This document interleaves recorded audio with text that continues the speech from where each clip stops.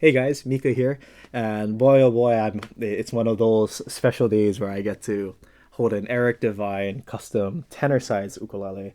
And for those of you who've maybe followed Ukulele Friend for a while and see me do sound samples in the past, you all know how much I love Eric DeVine's work and the sound and his instruments, one of my personal favorites.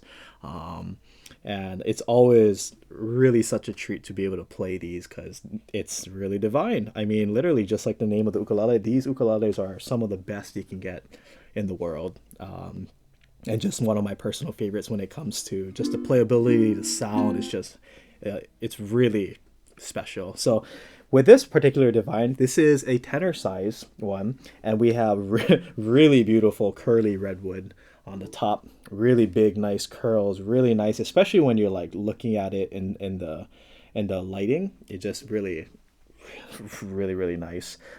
Here on the sides, we have Brazilian rosewood, really nice. I like the little spots here, and then a nice little strip in the center. And then, as always, I really like when, let's say you have a darker back like Macassar ebony or Zericote or like Brazilian or Indian rosewood.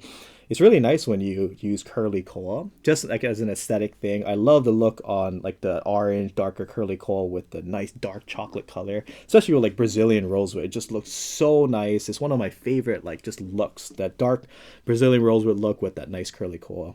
And then the curly koa matches really well. It looks very similar to that nice redwood the curly redwood here on the top.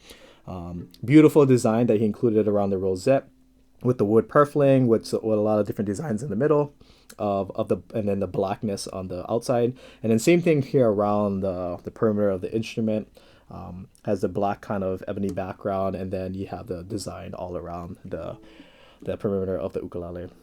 We have a Brazilian rosewood here on the bridge, here on the fretboard, and it's really, yeah, man, just so much coolness with the Brazilian. You have so much of that wildness and that brown chocolate and dark color that you get.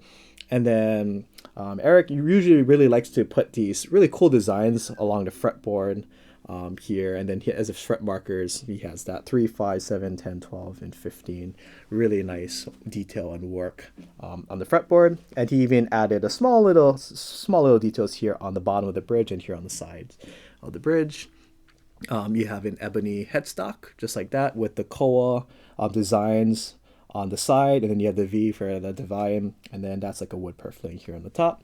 And then here on the back, we have one of my personal favorite Waverly tuners. It's one of literally the best tuners you can get on an ukulele instrument. And in fact, when I built my own custom instrument, I actually decided to put Waverly tuners on my own custom instruments. It's really fantastic. It's really nice. It's very easy to turn and twist. The tuning is very accurate. So I've always had good experiences using Waverly tuners. We have a really nice curly koa neck, gloss finish. Yeah, really cool when you have an ukulele with koa necks. It's not really often that you get the koa necks on instruments, so really nice. But yeah, just beautiful redwood here on the top. Just a lot of nice aesthetic things going on, and then two more things. We have the sound port, or the side port right here, so you can get an accurate representation of, let's say you had someone sitting in front of you, they get to hear all that goodness from this divine. Well, because of that side port, you get to hear some of that goodness for yourself, because the sound is going to hit your face like this versus the majority of the sound being projected forward. Yeah. And then the last thing that I wanted to mention is that this ukulele does have a radius fretboard. And for me personally, I prefer radius fretboards over the flat fretboards, just a preference. But when I look at the natural, like when I look at my fingers, our fingers, when it's relaxed, has a natural arch versus you have to kind of force your hand to make it straight like this. So with that natural, or with that arc that the radius fretboard gives you, when you're trying to make a bar chord like this, you can see that my finger naturally wants to arc versus it wants to be straight. So that radius kind of helps you just be able to press all the strings nice and firmly, just taking advantage of the natural arc that your finger has and it wants to have. So when I play a chord, it's a lot easier to kind of just be able to press down, even when you're playing your harder chords. So yeah, Eric DeVine's instruments are truly divine, from the looks to the build quality, second to none, and What really makes DeVine ukulele special too, though, and my personal favorite is the sound quality that you get. Um, I like to think of Eric's instruments as extremely warm, but still he finds a way to make it so well balanced, but it really accents the warmth of the instrument. And an important detail too that I've noticed personally is that Eric's instruments really likes to hover around the warmth area. So I like to think of the warmth that comes from the mid section of the instrument. You still get some depth to his instruments, nice low end, but a lot of that warmth that DeVine gives off comes from that midsection, and DeVine ukuleles really highlight that midsection of the instrument. So it's extremely warm when you play it, but it's still well balanced and it has punchiness. You can still hear all of those notes really crystal clean.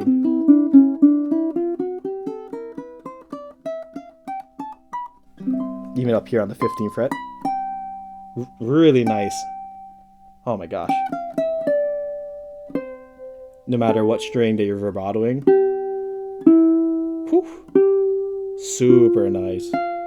Just like that. Super nice. All these chords though. Oh my gosh. So warm.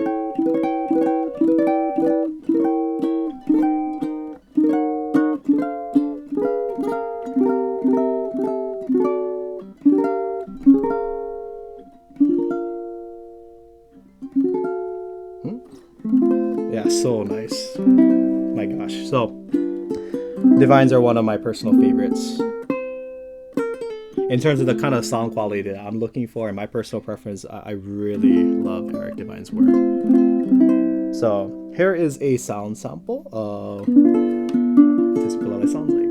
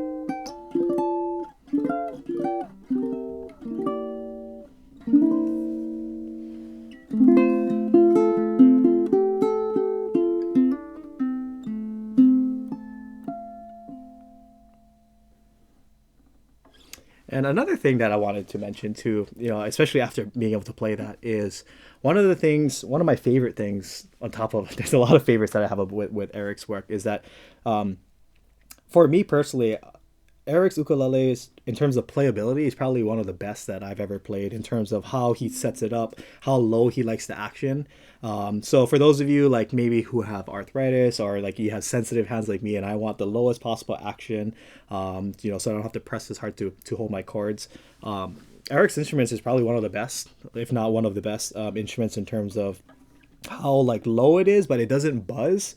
But like it's just so easy to press chords and to just kind of play around, like whether you're just holding bar chords or you're holding these trickier jazz chords, doing finger styles, strumming, whatever it may be. It's just so easy, and it's like butter playing his instruments. It's a mixture of just how low the action is, how he shapes the neck, and how like his neck is on the thinner side of compared to the more traditional necks. It's a little probably more rounder, has a little more it's a little thicker, but for me, like, it just feels so, I mean, this is pretty much like a perfect, like what I would look for in terms of playability, how easy it is to play his instruments. You can play this for hours and it's never going to be sore.